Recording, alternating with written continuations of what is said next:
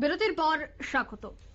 স্বরাষ্ট্র মন্ত্রকের পক্ষ থেকে কড়া নির্দেশ, দেশের সমস্ত সীমান্তবর্তী এলাকায় টহল বাড়াতে হবে, অবৈধ অনুপ্রবেশ যেন না ঘটে তার দিকে বিশেষ করে নজর রাখতে হবে। কিন্তু প্রতিনিয়তই কিন্তু দেখা যাচ্ছে যে বাংলাদেশি নাগরিকরা অবৈধভাবে ভারতে প্রবেশ করছে এবং যে ছবি আপনারা দেখতে পাচ্ছেন সেই ছবিতেও একই ঘটনা।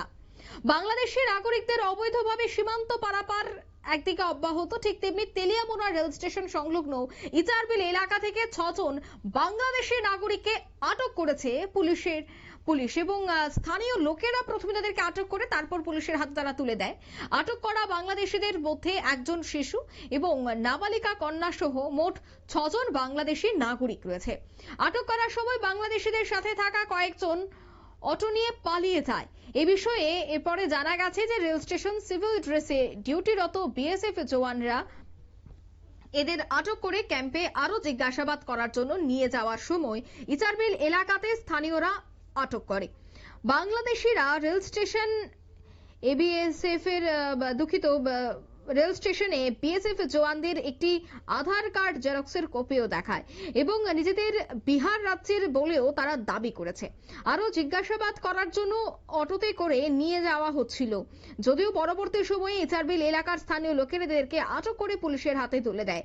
এ ব্যাপারে তেলিয়ামুড়া থানার ওসি রাজীব দেবনাথ ঠিক কি জানাচ্ছেন এবং সংশ্লিষ্টদেরকে বক্তব্য শোনাচ্ছি। বাংলাদেশ কোন জায়গায় টাকা দিছো কারে ইন্ডিয়া যাওয়ার গিয়া? হ্যাঁ বুঝি না কোন লোক রে? তো এখানে যে কিছু বিএসএফ রে টাকা দিছো, বিএসএফ কি কোন টাকা দিছো? 70,000 টাকা দিছো, বিএসএফ রে দিছো? হ্যাঁ তাহলে এখানে যে কিছু বিএসএফ রে 70,000 টাকা দিছো? হ্যাঁ এনে কইছো যে 70,000 টাকা তারা দিছো, কইছো অক্ষণকে তুমি এটা দিছো না? কারে দিছো? অন্য আরেকজন দিছো? কইতে কই দিতেছিল তোমরা? বিয়ে তোমরা কই নিয়ে দিতেছিল?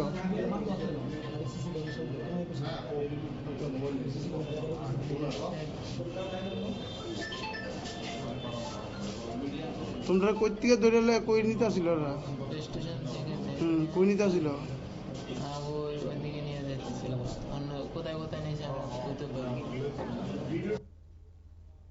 আপনারা শুনলেন সেই বক্তব্য।